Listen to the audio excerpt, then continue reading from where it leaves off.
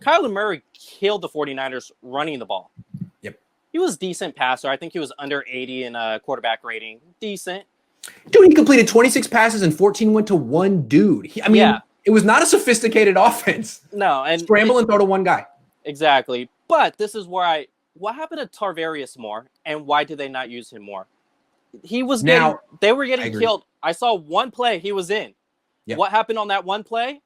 Well, he chased Kyler Murray to the sideline, and Kyler Murray got a half a yard. Yep. Why wasn't he used more? And we talked about that. Who's going to spy Kyler Murray? I said I think it should be someone who can actually run with the freaking guy, someone with real speed. Tarvarius Moore. They did it one time. It worked. Where was that? Go back to it. Exactly. I'm sorry. I really like Robert Saleh as a guy, as a coach. That was one of his worst coaching games. And it wasn't just him. I mean, you got to blame the head coach too, but come on, dude. From the game plan to the adjustments, you're way better than that. The thing with Robert Saleh, let's talk about him for a second. He's brilliant. You've heard him talk. You know how he interacts. Exactly. I mean, he went from quality control to defensive coordinator in about 4 years. That's very impressive. That being said, his football background is very specific. It's the Seattle thing.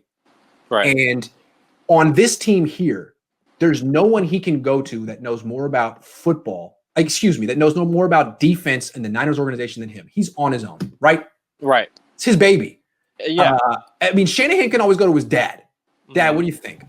What Saleh has to do is go to Gus Bradley. That's his guy. They were together for years in Jacksonville. And Gus Bradley's really good. But Gus Bradley's coaching the Chargers, man. He doesn't have time. He's not thinking about the Jets this week. He's thinking about his opponent. So I'm sure they can bounce stuff off each other in the offseason. But right now, who's Robert Saleh going to and being like, I need this win. I need to get my defense back on track. I need to think outside the box.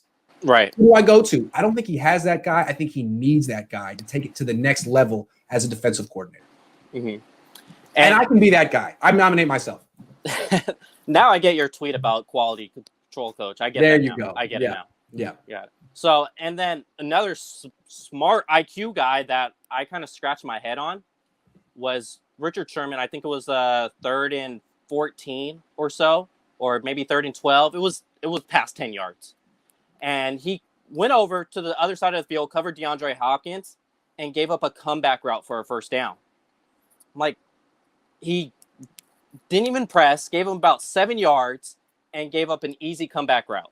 Hey, if I could be a little pessimistic, that's what he did last year too. I'm sorry. Sherman's been doing this. He just hasn't been getting targeted. And once teams saw what happened to him in the NFC Championship game in the Super Bowl, all bets are off. But really, he's been targeted less than any other cornerback in the league the last 2 years. I mean, he kind of got let off the hook by, I don't know if it was scared offensive coordinators or scared quarterbacks, one or the other. Both. Yeah, we talked about it. Kyler Murray didn't even challenge him really either. When he covered D-Hop, it was 2 for 3, and then he didn't even pass it to him the 10 other times, considering he threw to D-Hop all game. So he respected Sherman. But I just scratched my head on that. It's like, Sherman, you're really smart. You know where the sticks are. Yeah. And they've been keeping it like that all game long. I just didn't understand that. Well, to me, what Sherman's been doing is he thinks, I've heard him say it, if you don't give up the big play and you turn the ball over every once in a while, you will play for a very long time. So what Sherman does, he doesn't get beat deep, and he'll pick the ball off a few times this season, and that keeps him employed. So he's going to give up some passes in front of him because he doesn't break down as well as he used to. He doesn't change directions as well as he used to. He's 32. Yeah. Good call. I'm glad you saw it. Because I was talking about that last week. Stop being a hater. It doesn't matter. Number one run defense. It's going to catch up to him, man. Yeah, that was pretty bad. It was past 10 yards, and I was just like, what the hell? Are you comeback route?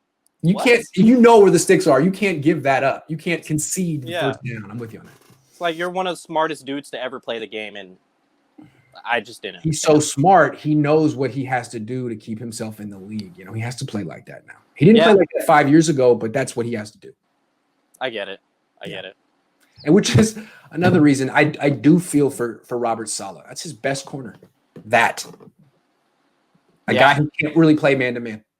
I saw in the comments really quick earlier is Casey Hayward. I believe he's on a contract year. Oh, with the Chargers. And he's been playing for Gus Bradley.